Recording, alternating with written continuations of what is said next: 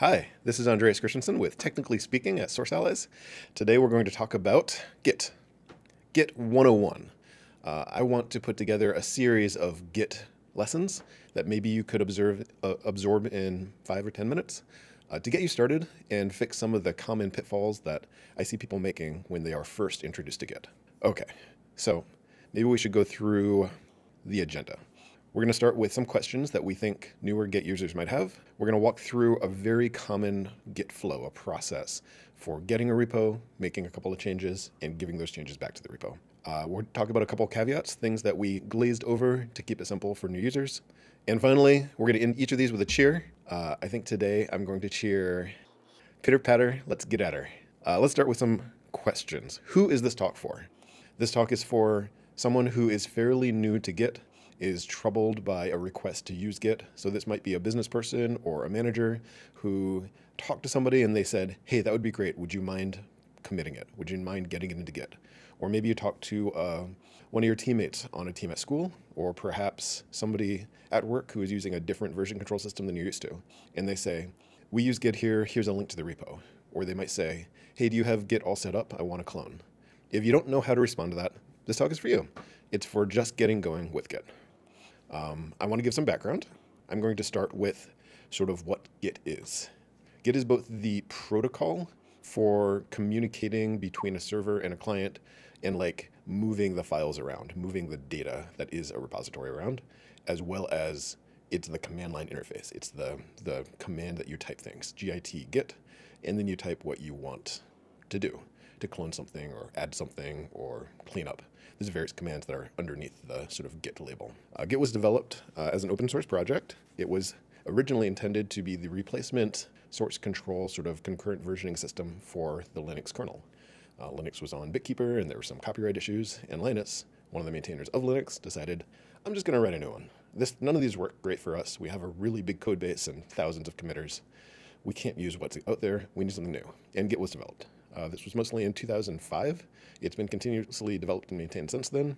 Now, as of 2022, Git has about a 93% adoption rate in the IT world as a whole. This is according to one of the Stack Overflow surveys from 2022. So it's really highly used. You'll unfortunately need to know it. And if you're not used to it and haven't been using it for years, it can be a little intimidating. So let me go through one term that I've used a couple of times, but I haven't really defined, and that's repo or repository. A repository is just a place where you're putting some files. It's a directory. However, it's a directory that's like under Git control. It's got a hidden folder .git. It's got that Git folder, and Git knows about the folder, knows about the changes that have happened, knows about the history of that repository, and can treat it as a unified whole. It's more than just a directory, but when you're using it, it's just a directory where you put your files. Before we talk about how to use Git, we should probably talk about an elephant in the room, GitHub, which is not Git.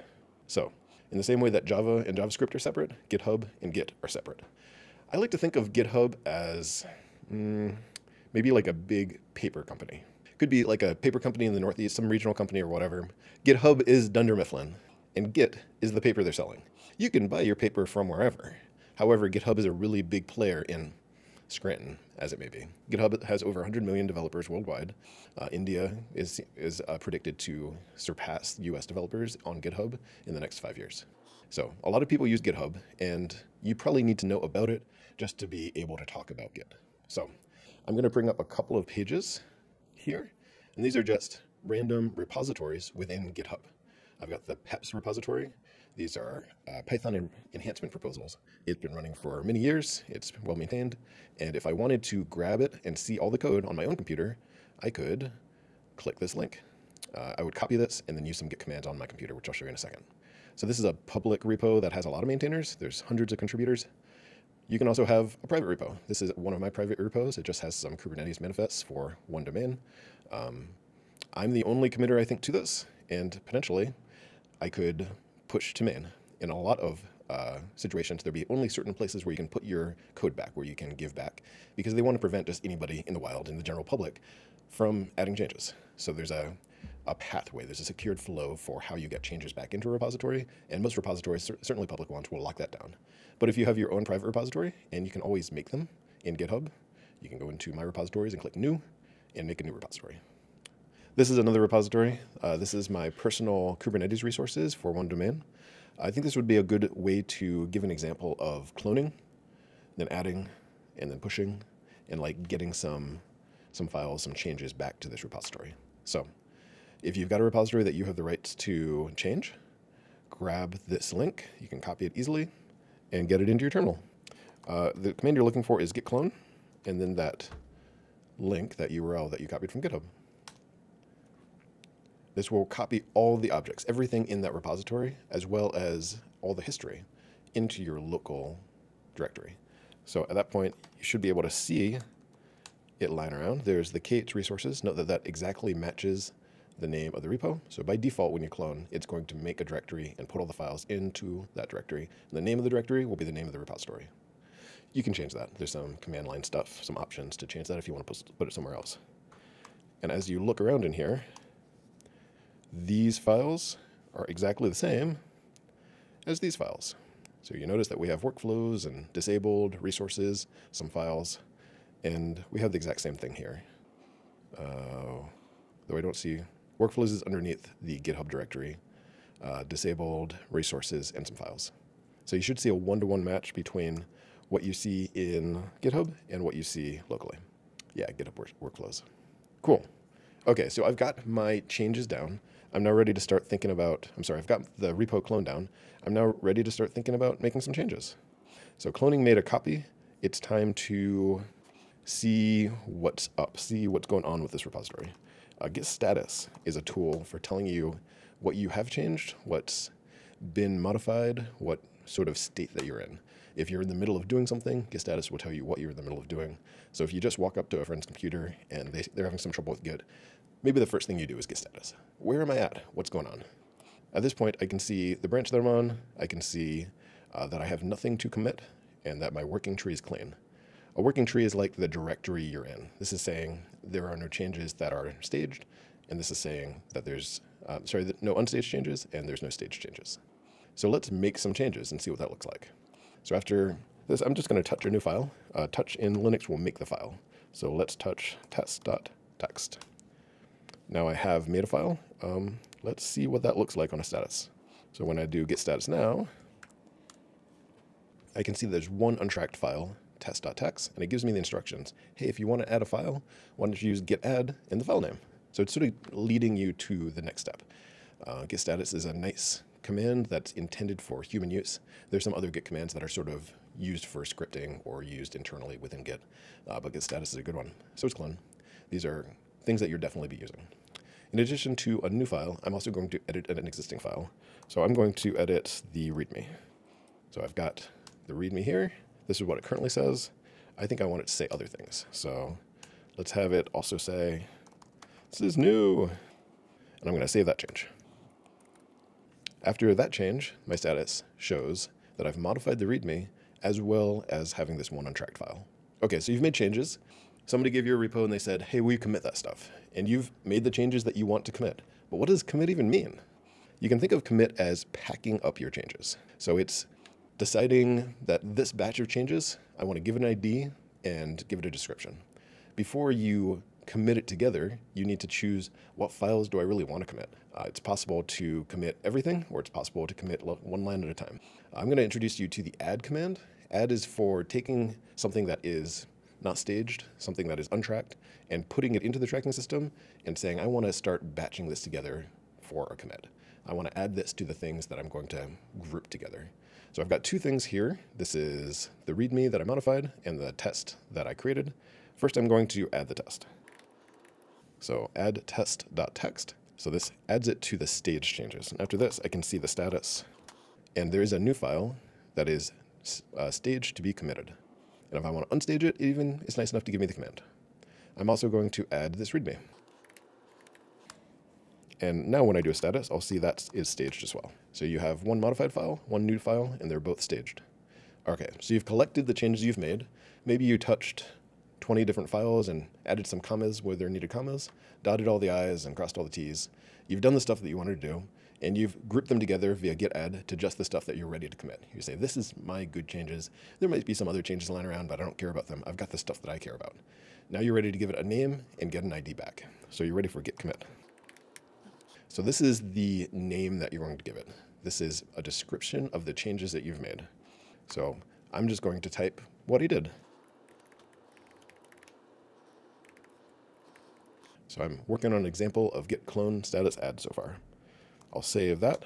And when that editor closes, Git will batch the changes together and give me an ID. This is your magic ID.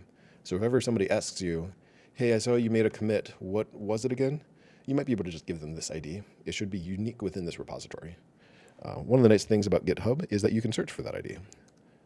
So right now, if I was to search for that particular ID, I don't think I'd find anything. Nothing. But soon we're going to push that back to the repository, and I can get a link to that particular commit, so I can give it to a friend. So if somebody asks, hey, where's the documentation that you said you were going to update?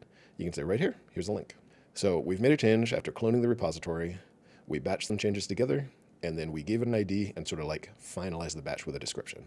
We said, this is one atomic unit of work, and I'm ready to do something with it. The last step in order to give back is to push. If everything's set up correctly, you should be able to do git push.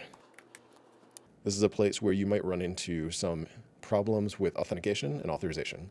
The repo may not know who you are, it's authentication problems, and you may not be authorized to actually give the changes back in. Certainly if we were on that pep repo that I mentioned at the beginning, I don't have permission to push back to this peps repo. I would have to be a Python bigwig or open a PR. And I don't know if there even are any Python bigwigs big enough to just randomly push to this repo. It would be through a pull request where you open it up to review and you ask other developers to review your work. However, I can push to my own repo, which I just did. And now that I have pushed, I'm going to do the search again. And I'm expecting to see one commit. Gave an example. So here is my commit. It's got the file that I added, which is an empty file, and the change that I made to the README. And I could take this is the ID. You only need the first few letters for it to be unique, so that's what Git shows you on the terminal from the command line. But I could take this and give it to a friend and say, here's that stuff you were looking for. I made the changes as requested. The workflow that you're looking for is get the repo locally so that you can make changes. That's clone. Make some changes that you care about. Hit status a few times to see what you're doing. Add changes together. So git add to figure out which changes you want to eventually commit. Git commit to give them an ID and a description, and then git push to give them back to the repository so you can share them with the world. Okay, so we went through a lot there. That ACP flow, add, commit, push, you can do as often as you want. You can do it every couple of minutes. You can do it every time you have a change that makes sense. You can do it once a day. My recommendation is the more the merrier. The more times that you add, commit, and push. You don't necessarily need to push, but the more times that you commit in a day, the more atomic and sort of fine-grained your changes will be. It'll make them easier to work with. I'm finally at the point where we can talk about caveats.